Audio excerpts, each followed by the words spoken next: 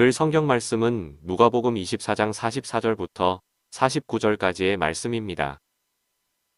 또 이르시되 내가 너희와 함께 있을 때 너희에게 말한 바 곧 모세의 율법과 선지자의 글과 시편에 나를 가리켜 기록된 모든 것이 이루어져야 하리라 한 말이 이것이라 하시고 이에 그들의 마음을 열어 성경을 깨닫게 하시고 또 이르시되 이같이 그리스도가 고난을 받고 제3일에 죽은 자 가운데서 살아날 것과 또 그의 이름으로 죄 사함을 받게 하는 회개가 예루살렘에서 시작하여 모든 족속에게 전파될 것이 기록되었으니 너희는 이 모든 일의 증인이라. 볼지어다 내가 내 아버지께서 약속하신 것을 너희에게 보내리니 너희는 위로부터 능력으로 입혀질 때까지 이 성에 머물라 하시니라.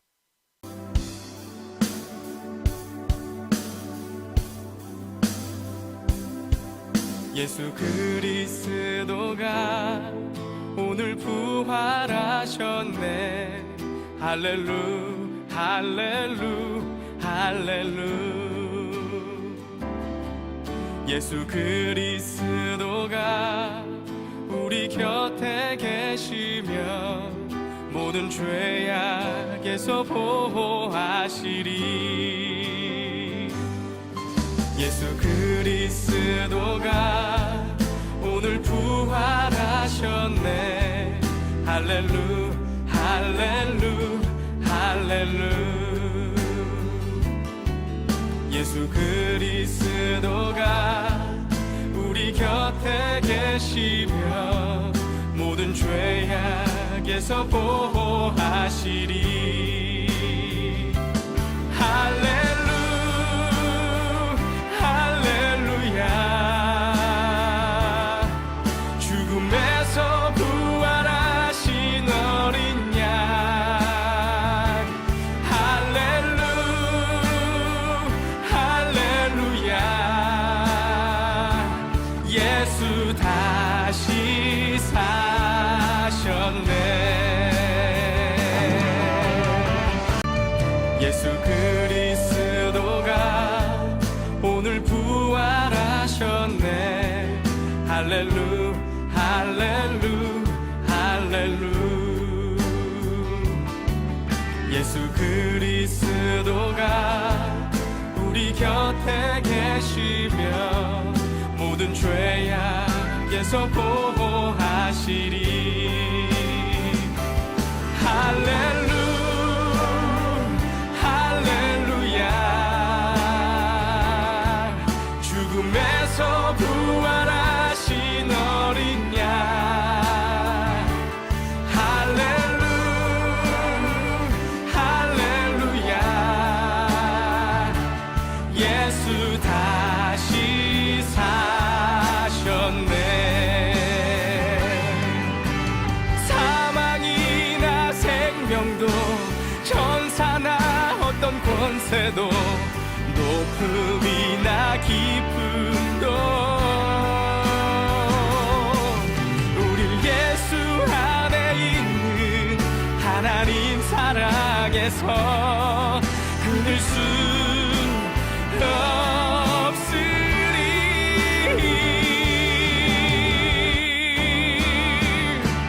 할렐루 할렐루야.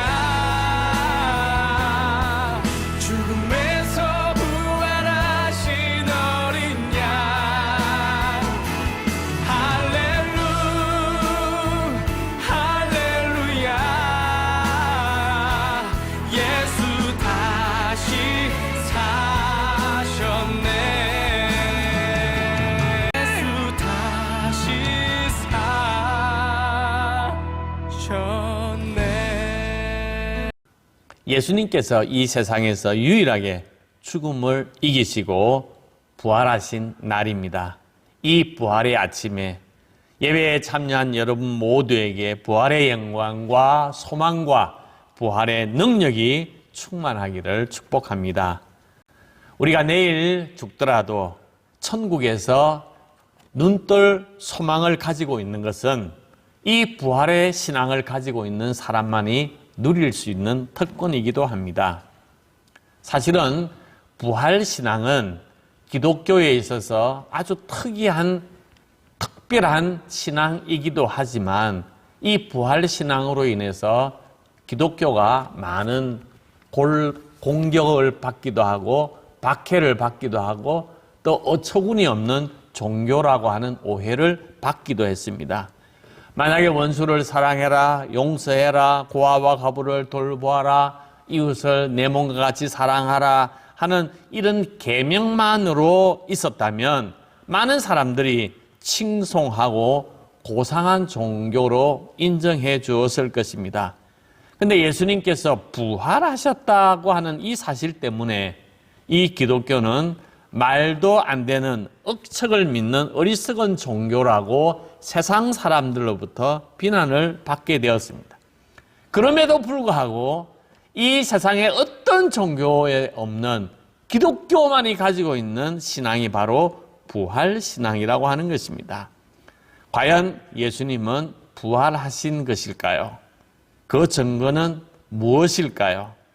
예수 그리스도의 부활을 확신하려고 하면 우리가 객관적인 믿음의 증거들, 객관적인 믿음의 여러 가지 전언들을 자세히 알고 예수 그리스도의 부활을 내 마음속에 이 객관적으로 이해하고 이 이해하는 것이 믿음으로 신앙으로 나아가게 될 때 우리의 부활의 신앙은 아주 굳세어질 수 있다고 이야기를 할 수 있습니다. 부활의 증거들은 몇 가지로 오늘 소개하려고 합니다.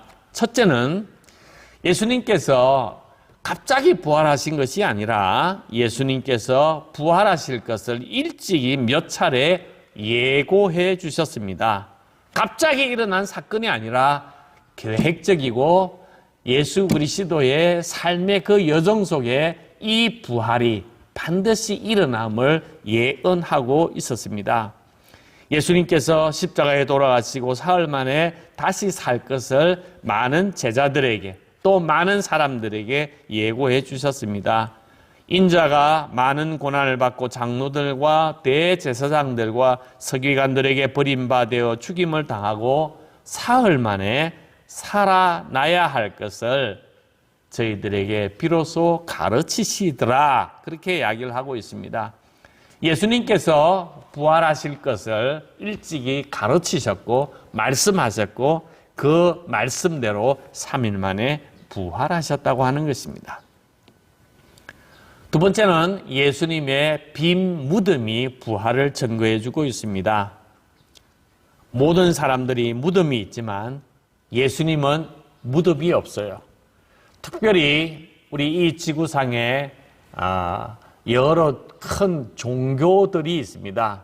그 종교를 만든 창시자들, 불교의 창시자 석가모니나 유교의 창시자 공자나 이슬람교의 창시자 마하메트나 다 무덤이 있어요. 그 무덤이 그 종교의 성지가 되어서 많은 사람들이 그 성지를 순례하고 있습니다. 아름답고 멋지고 화려하게 꾸며서 그 성지에 많은 사람들이 올 수 있도록 그 성지를 화려하게 단장해 놓았습니다. 예수님의 무덤은 없습니다. 그리고 예수 그리스도의 그 무덤이 없는 이유는 예수님께서 부활하셨기 때문에 무덤이 필요가 없는 것이었습니다. 예수 그리스도께서 부활하신 후에 많은 사람들에게 나타나 보여주셨습니다. 그래서 부활하신 예수 그리스도를 만났던 사람들의 생생한 증언들이 성경에 기록되어져 있습니다. 고린도전서 15장 4절 장사 지낸 바 되었다가 성경대로 사흘 만에 다시 살아나사 게바에게 보이시고 후에 12 제자에게와 그 후에 500여 형제에게 일시에 보이셨다 그랬습니다. 부활의 주님을 목격한 사람들이 500여 명이 넘는다고 이야기를 하고 있습니다. 그런데 부활하신 예수 그리스도를 만났다고 증언하는 사람들은 대부분 다 예수님의 제자들이고 예수 그리스도를 믿는 사람들이었습니다.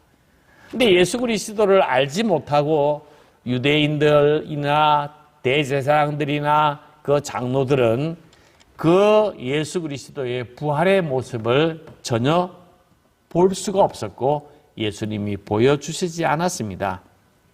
이 상황 때문에 예수님의 부활에 대해서 예수 그리스도를 믿지 않는 사람들이 여러 가지 많은 설들을, 부활에 대한 여러 가지 설들을 제기했습니다. 첫째는 예수님이 십자가에서 돌아가신 것이 아니라 잠시 기절했다가 깨어났다고 하는 기절설.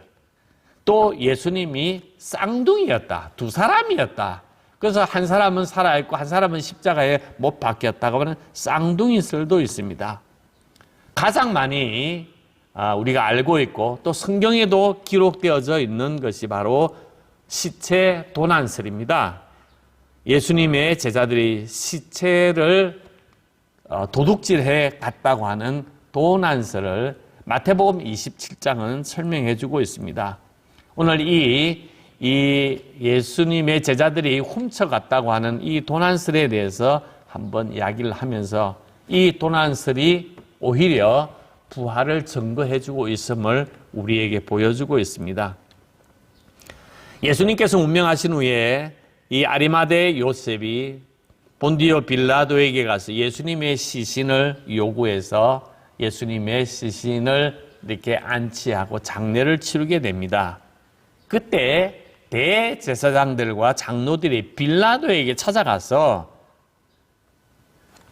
예수님의 무덤에 군사를 배치해 달라고 요구를 합니다. 마태복음 27장 63절입니다. 왜 그러냐? 빌라도여, 저 속이던 자, 예수님을 이야기합니다. 살아있을 때에 말하되 내가 사흘 후에 다시 살아나리라 한 것을 우리가 기억합니다. 그러므로 명령하여 그 무덤을 사흘까지 굳게 지키게 하소서. 그 제자들이 와서 시체를 도둑질하여 가고 백성에게 말하되 그가 죽은 자 가운데서 살아났다 하면 후에 속임이 살아있을 때보다 더 클까 하나이다 하고 빌라도에게 이야기를 합니다. 그래서 빌라도가 무덤에 성전 경비병을 세우라 하고 명령을 합니다. 경비병들이 무덤에 이렇게 서 있어서 그 시체가 도난당하지 않을까 하는 마음을 가지고 경비를 섰습니다. 예수님의 부활의 새벽에 큰 지진이 나고 돌이 굴러 떨어지는 것을 보고 무서워서 죽은 자처럼 되었다. 경비병들의 증언입니다. 정신을 차리고 보니까 지켜야 할 예수님의 시체가 사라져 버린 것입니다. 예수님의 시신을 지켜내지 못한 것은 당시 경비병들의 책임에 의하면 목이 달아나야 할 엄청난 실책이기도 합니다. 그들은 그 실책이 두려워서 황급히 대제사장에게 찾아가서 이 사실을 전하게 됩니다. 경비병의 증언을 듣고 대제사장은 장로들을 모아가지고 긴급회의를 소집하게 됩니다. 이거 어떻게 할까? 그들이 회의의 결론이 뭐냐면 경비병들에게 돈을 쥐어주며 제자들이 와서 시체를 훔쳐갔다고 소문을 내라고 그 사태를 입막음하고 있습니다. 예수님의 제자들이 어찌해서 시체를 훔쳐갔다면, 만약에 훔쳐갔다면 제사장들이 그냥 두었겠습니까? 그들이 예측한 대로 예수님이 살아있을 때보다 부활했을 때가 더 큰 영향력이 클 터인데 그냥 놔두겠느냐는 것입니다. 자신들의 말대로 예수님께서 부활했다고 하는 이 소문이 많은 사람들에게 퍼지게 되면 그 파장이 엄청나게 크기 때문에 예수님의 제자들을 잡아다가 신문을 하고 고문을 해서라도 예수님의 시신을 찾으려고 노력했을 것입니다. 그러나 성경 어디에도 그들이 제자들을 찾아 신문했다고 하는 내용을 찾아볼 수가 없다고 하는 것입니다. 경비병들을 통해서 예수님을 알지 못하는 예수님의 시신을 지키고 감시했던 경비병을 통해서 예수 그리스도의 시신이 없어졌다고 하는 것을 사실로 인정하고 있다고 하는 사실입니다. 이 경비병의 이런 어떤 증언들을 통해서 당시 유대인들 사이에 도난설이 두루 퍼져 있었다고 하는 것을 알 수 있습니다. 또 다른 부활의 증거는 예수님의 제자들의 변화이기도 합니다. 예수님께서 십자가형 은도를 받을 때에 뿔뿔이 다 도망치셨습니다. 또 수제자 베드로는 예수님을 3번씩이나 가야바 대제사장 뜰 안에서 부인했습니다. 예수님의 얼굴을 바라다보면서 부인하고 맹세하고 저주까지 했습니다. 예외 없이 모든 제자들이 두려워 떨고 있었고 예수님이 돌아가신 후에 문을 잠그고 아주 은근히 은신하고 두려워서 떨리는 마음으로 그들이 숨어 지내 있었습니다. 그런데 예수님께서 부활하신 후에 제자들에게 나타났습니다. 부활의 주님을 만나고 난 다음에 제자들의 모습은 완전히 달라져서 예수 그리스도의 부활을 증언하는 제자들이 되고 모두 전 세계에 흩어져서 예수 그리스도의 부활을 증거했고 모두 붙잡혀서 순교했습니다. 사도행전에 보면 죽음을 두려워했던 예수님의 제자들이 예루살렘 성전 한복판에서 대담하게 예수님이 부활하셨다고 하는 것을 증거하는 설교를 하고 있다는 것입니다. 예수 그리스도의 부활을 증거했다고 하는 것은 죽음을 각오한 증언이라고도 말할 수가 있습니다. 무엇보다도 우리가 쉽게 알 수 있는 부활의 증거는 오늘 우리가 드리고 있는 예배, 주일날 예배를 드리는 일요일, 주일, 안식 후 첫날 예배 드리는 이 예배가 2000년 전 오늘 우리에게 이어져 있는 오랜 동안 전통인데 이 전통 속에 부활의 증거가 담겨져 있다고 하는 것입니다. 유대인들은 십계명의 하나인 안식일을 준수하는 것 철두철미했습니다. 안식일에는 전쟁이 나도 칼을 들지 않았습니다. 유대 전쟁사에 보면 안식일에 칼을 들지 않는다는 그 약점을 들고 프톨레미라고 하는 이집트 왕이 이스라엘을 쳐들어오게 됩니다. 근데 이스라엘의 모든 사람들은 칼을 들지 않았습니다. 그래서 이집트 군사들이 그냥 사람들을 다 학살했습니다. 그리고 예루살렘 성을 함락했습니다. 그런데 이집트의 군사들이 이들이 정말로 무섭다. 이들이 대단하다. 이 안식일을 지키는데 우리가 칼을 들고 나가는데 칼을 들지 않고 싸우지 않는 이 사람들이야말로 너무너무 위대한 사람이라고 칭송했다고 합니다. 유대인들은 안식일을 그렇게 소중하게 생각하고 안식일을 지키는 것을 철두철미하게 하는 것이 본인의 신앙이라고 생각했습니다. 예수님의 부활 사건 이후로부터 안식 후 첫날, 토요일이 아니라 일요일, 주일날 하나님 앞에 예배를 드렸다고 하는 것입니다. 왜 예배를 드렸냐? 예수 그리스도의 부활을 경축하고 예수 그리스도의 부활을 찬양하기 위해서 그들이 모여서 예배를 드린 것입니다.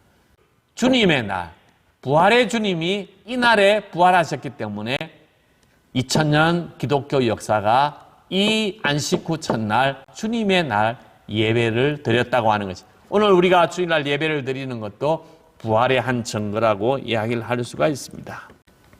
예수님께서 왜 부활하셨느냐? 하나님의 아들이시기 때문에 부활하시는 것입니다.